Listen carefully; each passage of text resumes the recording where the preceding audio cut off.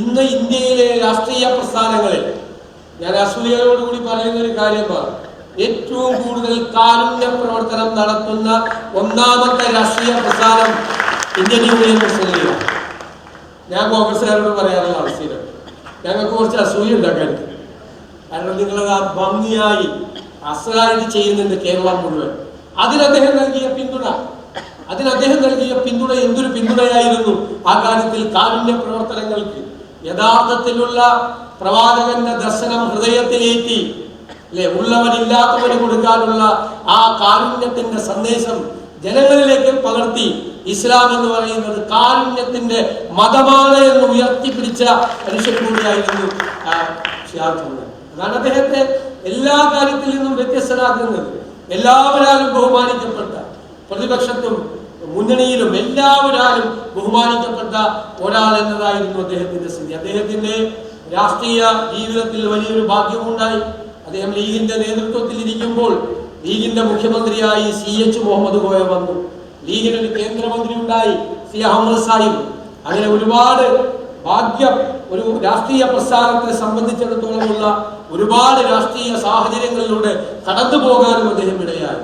എല്ലാ നേതാക്കളുമായി താൻ ബന്ധപ്പെട്ടവരും സാധാരണക്കാരായ മനുഷ്യരും എല്ലാവരുമായി അദ്ദേഹം അവരെ ഹൃദയത്തോട് ചേർത്ത് നിർത്തി. ഇന്ന് നമ്മൾ ശിഹാബ് തങ്ങളുടെ ആദർശവും അദ്ദേഹത്തിന്റെ രാഷ്ട്രീയ ജീവിതവും ഉയർത്തിപ്പിടിക്കുമ്പോൾ നമ്മൾ എടുക്കേണ്ട ഉറച്ച നിലപാട് വർഗീയതയോട് വിട്ടുവീഴ്ചയില്ല എന്ന് എനിക്ക് തോന്നുന്നു. കഴിഞ്ഞകാല രാഷ്ട്രീയത്തിൽ, കേരളത്തിന്റെ രാഷ്ട്രീയ ചരിത്രത്തിൽ ഒരു മുന്നണിയും എടുക്കാത്ത അചഞ്ചലമായ നിലപാടാണ് ഈ തെരഞ്ഞെടുപ്പിൽ UDF കേരളത്തിൽ സ്വീകരിച്ചത്. വർഗീയത പറയുന്നവരോട് ഒരു വിട്ടുവീഴ്ചയും ഇല്ല എന്നുള്ള അതിശക്തമായ നിലപാട്. ഞങ്ങൾ കരുതിയത് കേരളം എന്ന് പറയുന്നത് സെക്കുലറാണ്. കേരളത്തിൽ കുറെ മത നേതാക്കന്മാരും കുറെ രാഷ്ട്രീയ നേതാക്കന്മാരും ജനങ്ങളെ കമ്മ്യൂണലാക്കാൻ, ജനങ്ങളെ വർഗീയവൽക്കരിക്കാൻ ശ്രമിക്കുന്നുണ്ട്. നമ്മളാണ് അതിനെ ചെറുത്തു തോൽപ്പിക്കേണ്ടത്. അതിന് UDFന് ഒരു ഉത്തരവാദിത്തമുണ്ട്. കേരളത്തിലെ ജനങ്ങളിൽ ഭൂരിഭാഗം ആളുകളും സെക്കുലറാണ്, മതേതര നിലപാടുള്ളവരാണ് എന്നുള്ള ഉറച്ച വിശ്വാസമായിരുന്നു കഴിഞ്ഞ തെരഞ്ഞെടുപ്പിൽ UDFന് നയിച്ചത്. ഒരു കാലത്തും എടുക്കാത്ത നിലപാട്, ശക്തമായ നിലപാടെടുക്കും. ശിഹാബ് തങ്ങൾ എന്താണ്? ഭൂരിപക്ഷ വർഗീയതയും ന്യൂനപക്ഷ വർഗീയതയും നാടിന് നല്ലതല്ല എന്ന നിലപാടാണ് അദ്ദേഹം എടുത്തത്.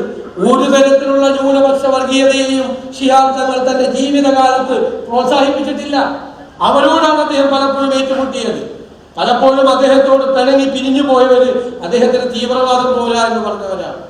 അങ്ങനെ തീവ്രവാദം ശിഹാബ് തങ്ങൾക്ക് മുസ്ലിം ലീഗിനും പോരാ എന്ന് പറഞ്ഞ് പിണങ്ങി പറഞ്ഞു പോയവരെ തോളത്ത് വെച്ച കുറെ ആളുകളാണ് നമ്മളെ മതേതരത്വം പഠിപ്പിക്കാൻ പിന്നീട് വന്നത്. അതൊക്കെ കേരളത്തിലെ രാഷ്ട്രീയം കണ്ടവരാണ്, അവരുടെ കാപട്യം തിരിച്ചറിഞ്ഞവരാണ്. അതിലൊന്നും ഐക്യ ജനാധിപത്യ മുന്നണി കഴിഞ്ഞ തെരഞ്ഞെടുപ്പ് കാലത്ത് വിട്ടുവീഴ്ച ചെയ്തില്ല എന്ന് ഞാൻ അഭിമാനത്തോടെ പറയാൻ ആഗ്രഹിക്കുന്നു.